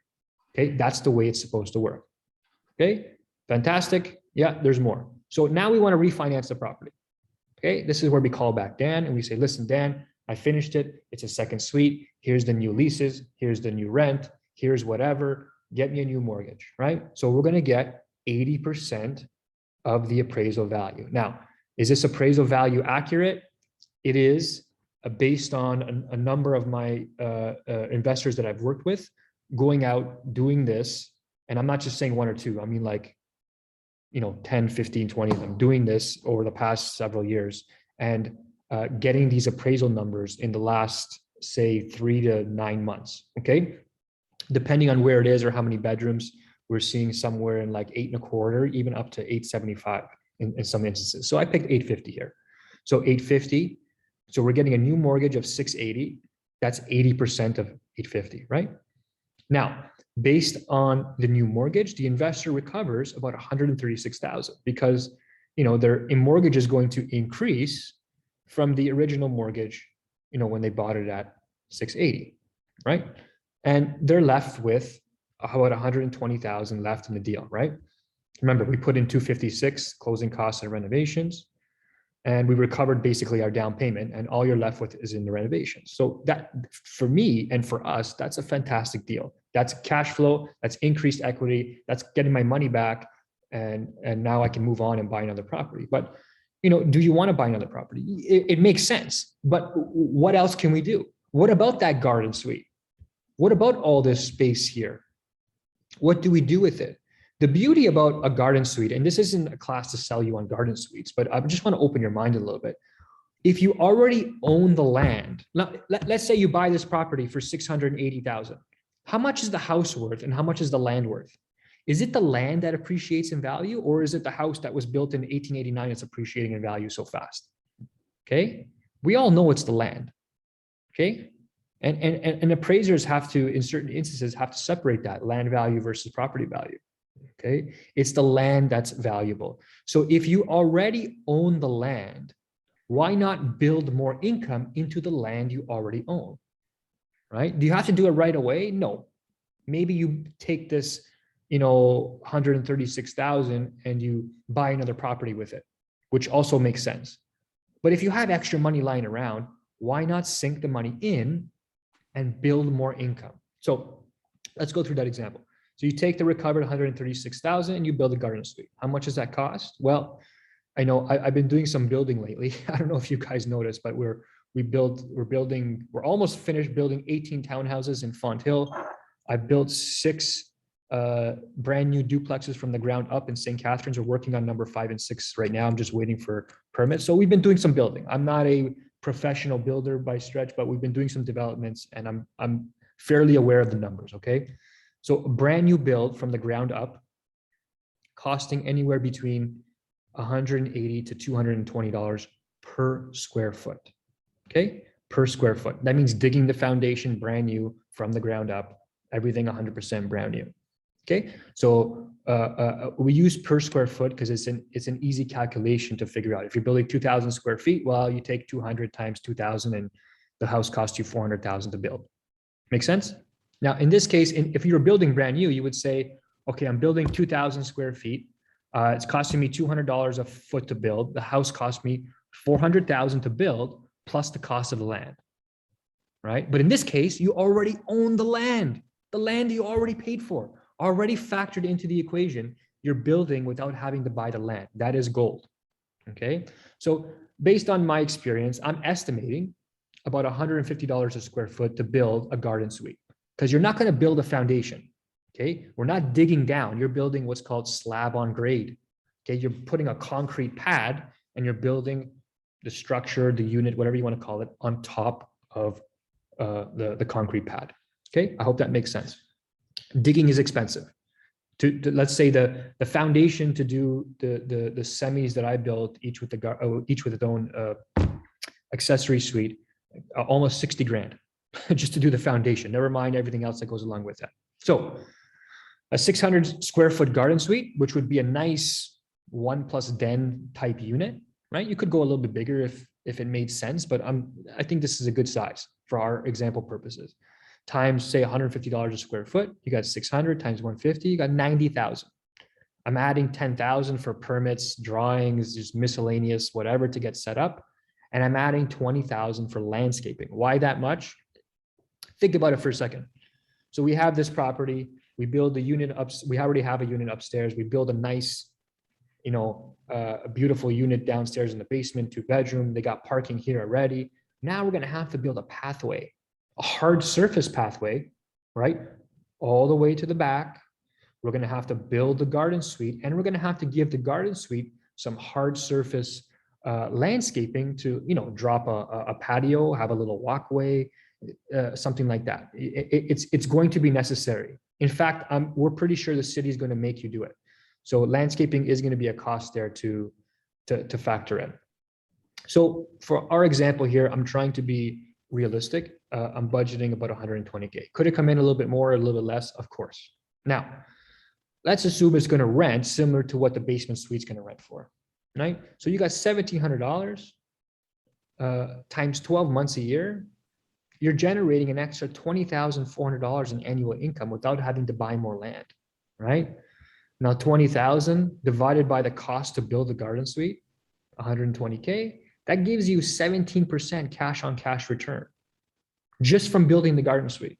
Okay, you cannot equal that very many places. Okay, it's usually reserved for, I don't want to say sophisticated, but real estate investments like this where you can generate good income. So let's relook at the cash flow summary now. Okay, you got the upper unit already rented on this occasion. We're going to rent the lower suite when complete. We're going to rent the garden suite at some point when it's complete. Total monthly income. Look at this. Dan's going to love this. He's going to get you refinanced again. $5,500 a month plus utilities. Okay, let's look at the expenses. So I've increased the taxes, assuming MPAC's going to come and want to get their money, right? I've increased the insurance. Okay, you got another structure on there. You got to increase the insurance. I've increased the mortgage payment because remember, we refinanced. And where are we at here? We're at, oh, no. Where are we? 850, right? So we refinance, there's a higher mortgage payment. So based on the new refinance number, we have a new mortgage payment. I've increased the maintenance costs. You know, there's going to be some maintenance. And again, utilities paid by the tenant and management I've left as a question mark. Total expenses, 3,300 and change. Total monthly income, we know it's 5,500. Total cash flow, a couple thousand a month. Okay, and this is where I left that note that we talked about a few minutes ago. Is it time to refinance again and recover more capital after you have the garden suite? Is there room to pay some line of credit interest payments from this cash flow? I promised I'd show you how to never make an interest payment again. So can you pay your interest with $2,000 a month? I think so, right? So now we come to a point where, yes, we want to refinance. If it's me, I want to refinance a second time, of course, to recover more equity, right? And continue to build my portfolio, right? If it makes sense. Hey, if I'm here and I'm ready to retire, then maybe I don't need to refinance, but I want to be able to refinance here. Now, if you build a garden suite tomorrow, are going to be able to refinance tomorrow? I think it's going to take 12 to 18 months to really have the banks line this stuff up and get comfortable. But the reality is, if you're purchasing a property and want to do a garden suite, okay, you're going to buy the house. You're not going to go straight to building a garden suite. You're going to buy the house. You're going to get the upstairs ready to rent. You're going to rent it out. Then you're going to build the basement suite, and then you're going to refinance. Realistically, that's taking the basement suite. It's taking you 3 to 6 months. Then you're going to stabilize. Then you're going to go back to Dan and say, "Hey, I gotta, refinance." That's taking you another few months. You're easily 9 to 12 months before you're like, "Okay, I got my check in the mail. I'm ready. I got my cash. This thing's stable. I'm ready to build a garden suite." So a year from now, who knows where we're at with refinancing garden suites? I imagine it's going to be somewhere close to like the duplex conversions. It took some time to get there, okay, but still extremely profitable. Now, new one just came up this morning. You guys want me to show you the pictures? You guys like pictures? I'll do it if you want to. No? Okay. Let's keep going then. So, I like pictures. okay, I knew one of the ladies would want to see pictures. Okay, so 415 upper gauge. I got to call this out. There's some realtors on this call who are going to go and search up this property now and book showings. So 415 upper gauge.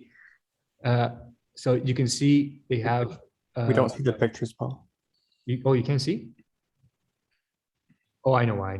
Sorry. My bad. Here. Can you see now? Now you can see. Yeah, I got it. Thanks. Yeah, no problem. So 415 upper gauge, you can see here, they got the long driveway up the side, and they've built a little parking pad right in front here. Perfect. Okay. Inside, actually very nice. Nicer than I thought. Okay. So little kitchen, eat-in kitchen. Nothing to do here. Okay. Bedroom. Yeah. Great furniture. 4 walls and a window. A bathroom, toilet, shower, sink, mirror. Fantastic. And then they actually have a little apartment built. A little in-law suite, let's call it. Okay, little 1-bedroom apartment. You can see the laundry there in the washroom, right? Kitchen. It's not fantastic, but for an apartment, it works. Okay, nothing to do here. Bathroom. There's laundry again. Okay, separate entrance, right? Going downstairs to the apartment. And this is the backyard. Who cares? We'll get to the backyard in a second. Okay, let's go back to our little file here. Where'd it go? Oh, here we go. All right, so now you see what I'm talking about. So what do we got? Let's play this game again. What do you see here?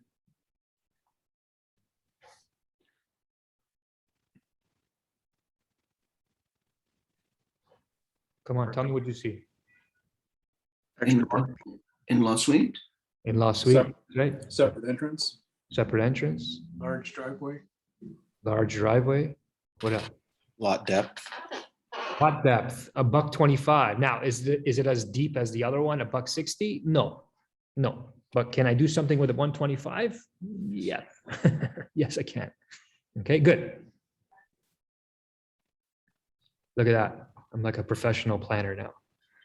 Hi, Paul. Hi. I have a question. With the bylaw in Hamilton, what's the minimum lot depth for you to that would trigger? Sorry. It doesn't work like that with minimum lot depth. I would say if you're looking at, sorry, who am I talking to? Digi. Oh, Digi. Yeah, there's no minimum lot depth, but there's minimum setbacks. So you need a minimum setback to the rear and to the side property line, and there's a minimum setback between, say, the garden suite and the back of the house. Now, what that setback is, I think it's 7 meters. So like, what's that? It's about 24 feet, something like that. So that's why we need depth, right? That's why we need depth. Is there a lot coverage percentage too as well, Paul, that would come into that? There is. I honestly, if you're on, we did the garden suite presentation last month. I can, if you email me, I can get you the recording. And Kenny, who's one of my permit guys, covers all that stuff. Okay, great, thanks. I don't remember off the top of my head, but this, as you can see, clearly is going to be okay for a garden suite, right? So there's already an apartment built in there, which is nice, already very rentable, and there's room for a garden suite, you know. So we talked about what do we see here. So let's follow the money. Okay, this is listed at $599. I'm assuming we're going over asking and we're paying $620 for this. Could it be a little bit more? Could it be $625 or $630? Yeah, it could. You know, very likely it's going to sell above asking. So let's use $620. So that's $124 plus closing costs. Second suite renovation, it's already there. But I'm assuming it's going to be $40,000 because at some point you're going to want to make that a registered unit, and it's going to cost you some money to do the plans and the permit. That's probably $5-6 grand. You probably have to cut a window for egress. That's another few $1,000s. You know, you may want to do some cosmetics. You probably have to, you might want to improve the parking. I'm just leaving you a budget. You may want to build a little deck somewhere or fence off a little area for the second suite here because you have a decent sized backyard, right? I'm putting in a budget here so you can make that second suite very livable and very functional and very turnkey going forward for the foreseeable future, right? And if you don't spend that much, even better for you. So total you're in $164. Okay. Now, Paul, yes. is that legalizing it? Is that what you're talking about? Yes, correct. So I tend not to use the word legal, illegal because it's not really accurate. Most people know it that way, but the real term is registered or unregistered unit. Okay. No one's putting you in handcuffs, you know, for having an illegal unit. It doesn't work like that. But yes.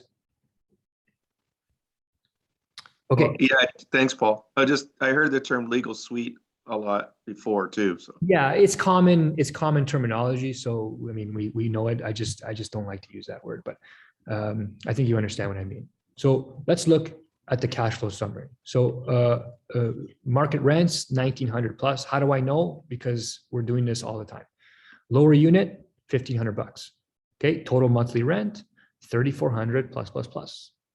Okay, current expenses, you got taxes, insurance, mortgage payments. I think I based it on like 2.25. Again, if we had to use B lending, might be 100 or $200 higher given the scenario. Again, I'm throwing in a maintenance fee here, you know, even though it'd be very low maintenance anyway. Utilities back to the tenants. Management, we talked about that. That's up to you to decide how you want to do it. Pay with your own time or pay with dollars. Okay. Excuse me. So operating expenses, just shy of $2,400. We have our monthly income. We subtract our total expenses. And again, we've got $1,000 a month in cash flow. Nice little deal, right? Now let's do it again. Refinance the property. Okay, this one's a 2-bedroom unit upstairs. I'm pretty sure they converted one of the bedrooms into a dining area. That's why it's 2-bedroom. It doesn't make a difference really. It's still going to rent and it's still going to cash flow. But refinancing the property, I'm estimating at $775. Okay, and I'm being conservative. So based at 80% of this value, we get a new mortgage of $620. You recover, okay, $124,000, which is the amount of your down payment, right? And you're left with, if you spent the whole $40K, to get the suite legal or registered, then you're left with $40K in the deal. That's not a bad deal, okay? And if you think that's a bad deal, I'm sorry, I can't help you, okay? Does it get better? Yes, it does. What about the garden suite? So if we take that 124 we recovered and, we build out a garden suite, we're back using the same numbers.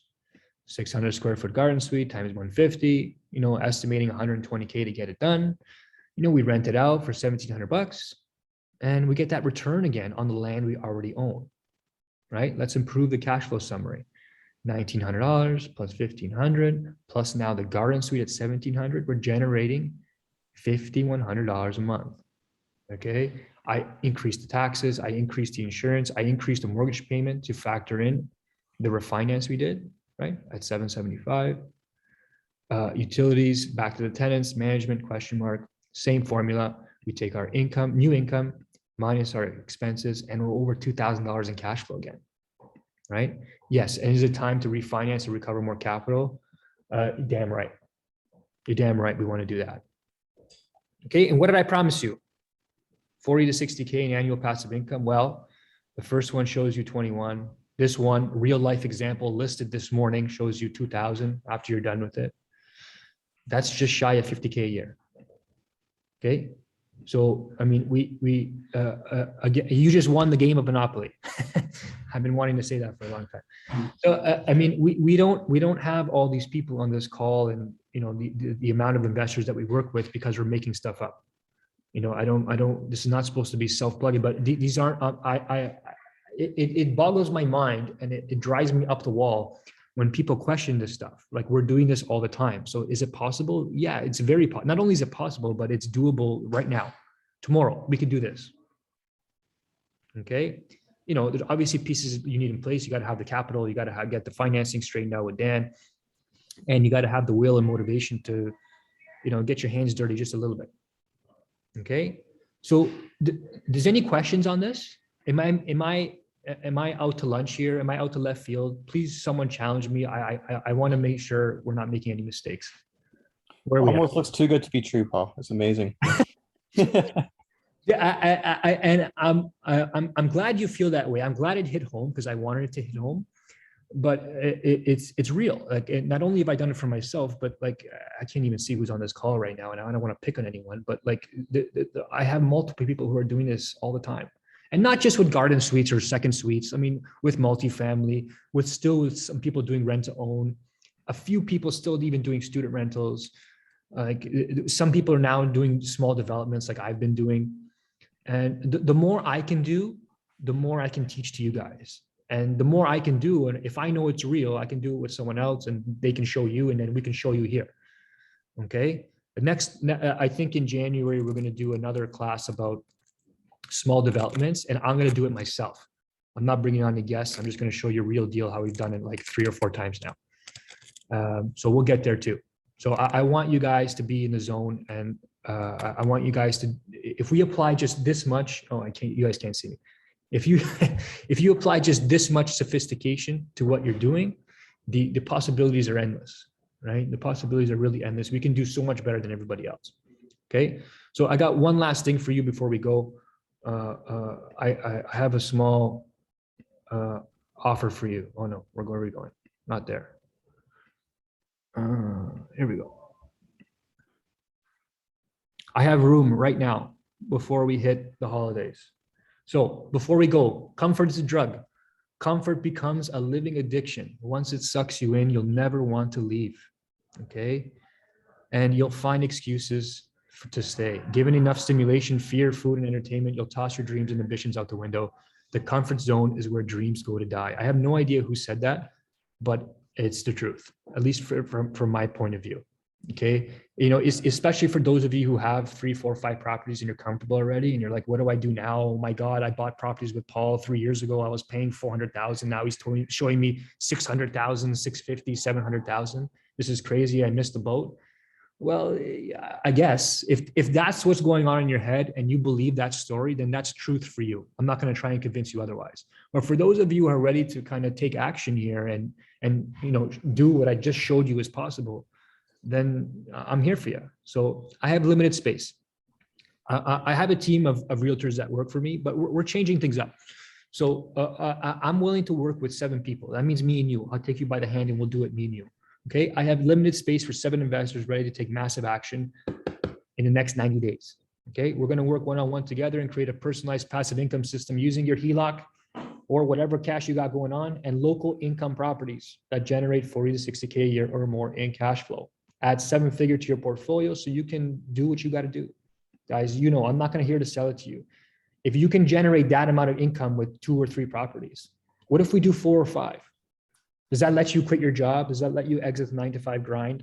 Does that let you go on vacation where you want or start that business you want to do? You guys know, if you've talked to me before, you know you should be in touch with what motivates you to be here. Okay, and that's what I want for you. Okay, I quit my job, I retired, and this is kind of what I do now. And there's a lot of people who want to do that too. And I want you to join me. You know, I own a tribe. Okay, so there's a form. I'll take 7 in the next 90 days. I'm going to put it through the chat, but I'm also going to send it to you in an email when I send the recording. Okay. I wanted to kind of, especially for new people, I want to know what's going on in your life. And I sent it to someone directly. That went to you, Tom. I can send this to everyone. Okay. What am I doing here?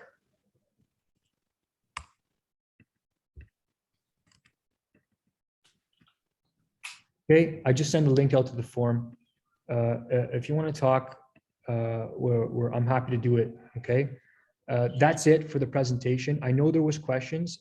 Let's get some questions to Dan because. Hi, Paul. Go ahead. So it says that I need permission. I'm not sure if I'm. I'm sorry. The form says I need permission. The form says you need. Okay, I'll. Yeah, me too. I'll open up the permission. That's my fault. Sorry. I'm not a technical guy, but leave it to me, guys. I'll resend you the link, but there's questions for Dan. Dan, I sent you like 3 questions in the chat. Do you see them? Yeah, that was actually me typing, answering your questions, but I'm happy to answer. If I missed anything, I can answer them now. Okay, does anyone else have questions for me or for Dan? We left him speechless again, Paul. Look at us. Hi, this is Carmen. Can you hear me? Yes. Hey, Carmen. Hi. I joined late, so I don't know if you already answered this question. We have some properties in St. Catherine. So my question is St. Catherine's now allowing garden suites? St. Catherine's not yet. No, they are not allowing garden suites just yet. Okay. Okay. But So it is coming soon. Garden suites are in Hamilton, Barrie, Kitchener right now. Okay. We expect St. Catherine's to come very soon. We expect Brantford to come very soon. We expect Welland to come very soon. And we expect Toronto to come at some point when they get their, what together. Okay. Thank you so much. No problem. I'm just making this link unrestricted for everybody. I think it's working. So I'll put it through again. If I give you editor credentials, don't edit the form for me, please. But I'll fix it. What else? Who's on this call? I'm going to pick on someone here. Connor. Hey, Connor, Mr. Eagleson. Hey, Paul. Did we chat back in the day from Craig? Yep, we did. We did. Yeah, I thought I recognized your name, man. It's good to see you around Rockstar, man. Yeah, for sure. I was working with Craig for a bit. I was actually just chatting with Dan in the private chat, trying to figure out what I could do for mortgages, because I was doing the self-employed thing, and now I've got a salary job of working with a Bitcoin company. So trying to figure out what my options are here. Oh, with a Bitcoin company, eh? Yeah, Ledin. So they've been Oh, on. you went to work for Ludden. Okay, we're gonna talk. to you. You said we're going to talk? Yeah, we're gonna talk. Okay, I'll fill out that form. All right. So who else? What's up, Connor? By the way, yeah, Connor and I are. Connor's great, man. He's a client of mine. So what's up, Connor? I see. Yeah, thanks for the help, Dan. Sorry for all the questions. Oh no, that's what I'm here for. It's no problem. I see Appreciate it. Satnam in here, and I know Satnam was getting closer, is at retirement. So I saw your question come through. That question I can't answer it. It's got to go straight to Dan, buddy. So book a call with him. When I send you guys this recording, I'm obviously going to include Dan's contact information, but Dan can share it through the chat if he feels it's valuable. Yeah, and I think Satnam's question was about retirement income, and I mean, for sure, it's all qualifying. Depends on what the pension income is. If there's pension income, again, it depends on how many properties you have. We might be able to go to CIBC. So there's definitely options. I mean, B lenders if you have multiple properties. It's just a question of where's the fit. That's all. Yeah, so that's where the question was really, to be honest, because you touched it across different banks, and I couldn't get a sense of which one to go to, really, to be honest. And we never down on B lenders. Yeah. Pension is treated the same, like retirement income is key. So what type of income is coming in? The banks will use CPP, they'll use OAS, they'll use pension income. So if that income allows you to qualify through that traditional like debt service, no problem. But usually when you're retired, the income is lower for the most part. And when the income is lower, that's where you're going to fall into debt service ratio issues because you're just showing less income. So now I have to try, depending on the file, I have to see where it might fit. CIBC might be an option, B lenders, private lenders. I mean, that's the challenge. Qualifying with banks is something we can't get away from. No matter what, when we're borrowing money, unless it's from a private lender, we have to qualify one way or the other. And if we don't, they won't lend us the money. I'll send you a note then. Okay. Yeah. Okay. Thank you. No problem. Hey, Dan. So one last thing, just to clarify what I was chatting you with in the chat there. Yeah. Because I'm self-employed for most of this year, other than I'm just starting this job. So I'm going to have the last 2 months at this job. So I'm talking to my accountant as well. And I know it's part accounting and part mortgage planning. 2021 income then, does it make sense for me to try and claim an amount so that by the end of 2022, when I've got a full year's salary, I'm ready to qualify sooner? Or do I need 2 years? So you're doing both at once? You're doing self-employed and working full-time? So that's what I was doing in 2020. 2021, I was only self-employed. Next year, I'll be employed. I'll probably do something on the side, but it'll be mostly just the salary income. No, if you're employed, it's the second you have, as long as you're not an owner or of that corporation or company, the banks will use your income as soon as you're off probation. So as long as there's no probation or whenever it's over, they'll use your salaried income. The self-employed income, if you're not doing it, I wouldn't claim any. Why would we be claiming it if you're not doing much of it? Okay, so that's where. Sorry, I probably didn't clarify that well in my chat there. Oh, it's all good. I maybe read it wrong. If you're self-employed and you pay yourself a salary, the bank will want a 2-year history of that salary, even though it's taxed income. If you own the company, they want a 2-year. Yep. If you start at a new company and you're just a regular T4, they'll use the full income for you right away. Even without 2 years salary, just like even without 2 months. years. Yep. If you just started in the workforce and you're full-time, but it's guaranteed. They want, if you're a contractor, it's different. It has to be a full-time permanent position. But then if you had income, then the benefit is whatever you claim for 2021, I can use an average. Well, if 2021 is lower than 2020, I can still use a little bit of 2021 income for you.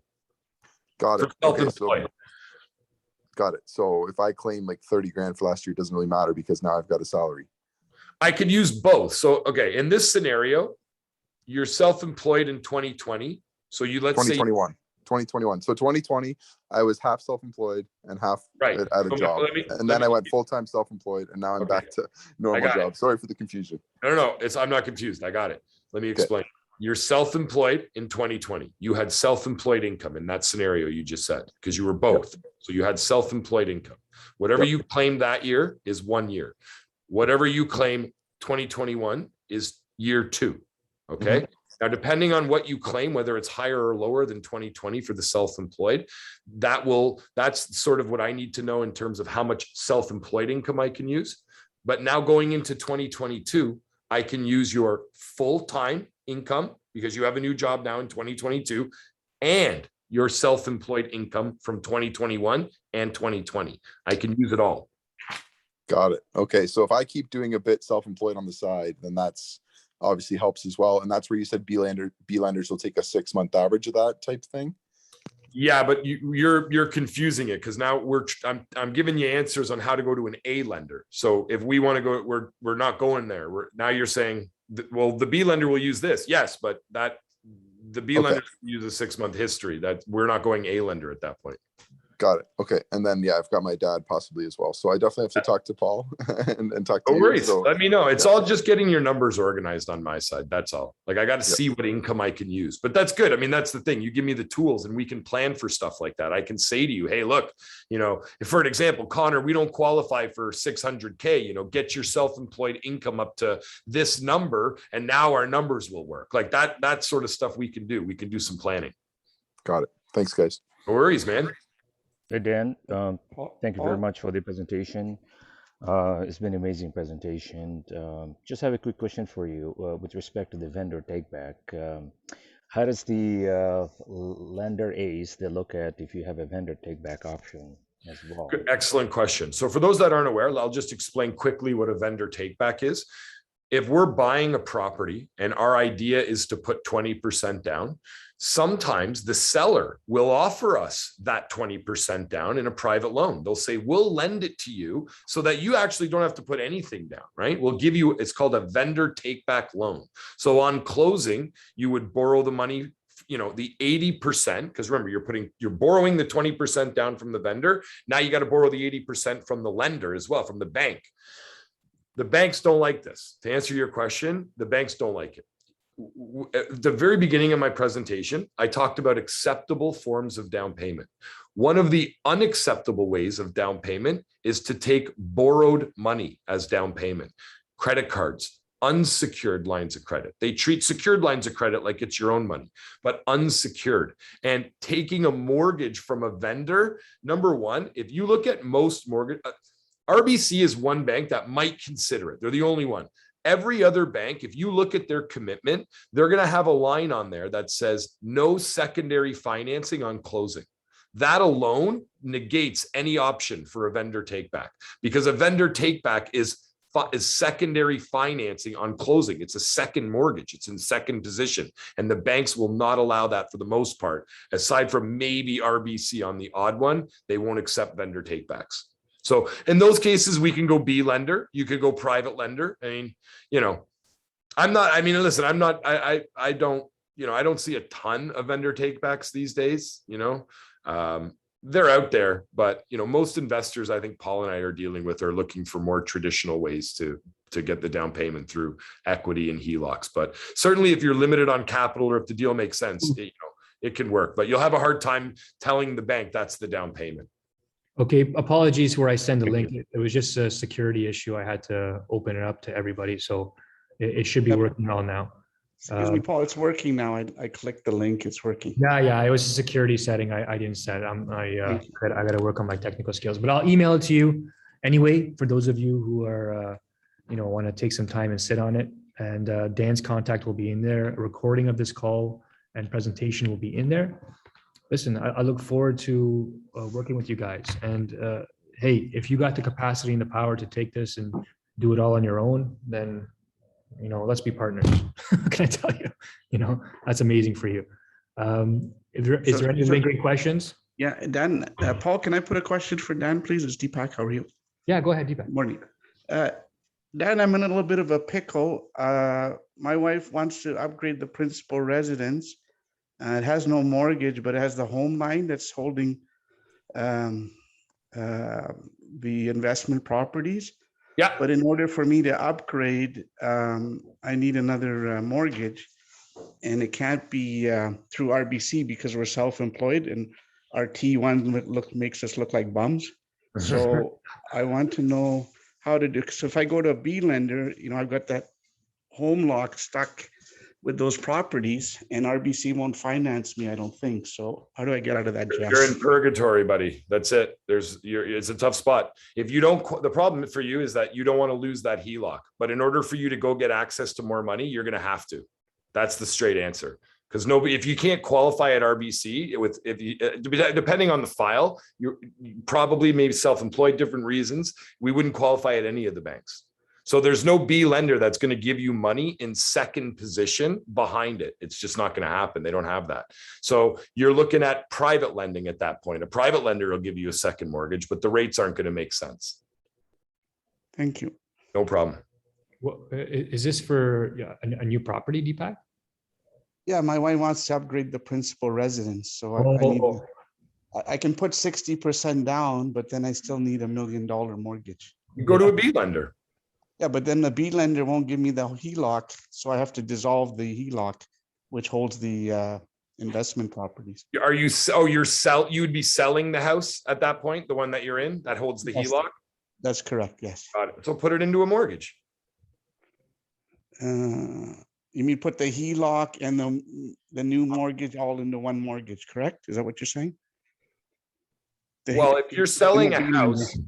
I'm sorry, maybe I'm confused. If you're selling a house and you have, how much of a balance on the HELOC do you have? Call it 600. Okay, so you're selling the house for how much? Say 2 million.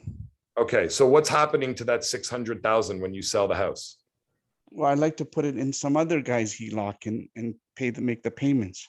Whose HELOC though? Sorry, on one of your properties? Yeah, the HELOC with RBC, because the house will get sold, will dissolve, right? Or disappear. It's going to dissolve when you sell it, yeah. Yes, so that's what I mean. How do I get the 600 over to the B lender for a HELOC and get my a mortgage, the additional mortgage I need? So you'd need a mortgage for 1.6 million at that point? Is that what I'm understanding? I need a mortgage for $1 million. Yeah. What I'm sorry, maybe I'm not following that. I think Dan, what he's trying to say, the line of credit, the HELOC he used to purchase a bunch of properties is going to get wiped out when he sells. Yeah. Plus he's got a small balance on his mortgage, right? Yeah. He's going to sell for 2 million, and he has to get a new mortgage on the new house. So I think what you need. So he's going to need $1 million on that new house. Plus he wants to transfer the 600,000. So that's 1.6 million. That's correct. Yes. On a $2 million home that you want to buy. Is that what you want to upgrade to? $2 million? No, it's a $3 million home. 3 million. So then you would essentially try to qualify at a $3 million house with $1.4 million down. And that would leave you with the mortgage amount of the 1.6 million. So you just leave that with the B lender. I think the answer here, Deepak, is you have to treat the line of credit, the HELOC you currently have, plus the small balance, has to get transferred into one big mortgage on the new purchase. Yeah. It can be done. I would talk to Dan. Yep, it can be done. That's all. And I mean, what's the argument? The argument is, yeah, but I have this HELOC at a great rate, right? And it's interest-only payment. That I get, I understand. But going to a B lender, the rate, depending, may not be as much higher, 3.25. So what's your HELOC rate? 3%? Yeah, you're going to pay a lender fee, but look, if it gets you access to the money and it gets you the ability to upgrade or whatever it is you're trying, you know what I mean? Get the reinvestment, it might be worth it. Okay. But that's how you would do it. You'd have to you would dissolve on the sale. And if you wanted to transfer that balance, you'd just move it to the new property. Yeah, it's Dan, you probably hear this all the time, but it's tough because you got the business shows great income and there's assets all over the place, but RBC could care less. All they worry about is the T1. You go to the B lender. That's the easy answer. Yeah. Okay. Thank you, guys. You're very welcome. Anything else for Dan? All right. Well, let's do it like that. That was a really good one, guys. I'm glad we did this. I'm glad everybody was here. I'll get the recording over to you as soon as possible. And I look forward to seeing you guys out there getting stuff done, right? Yeah, good questions too. Excellent. Thank you, Paul. Thank you, Dan.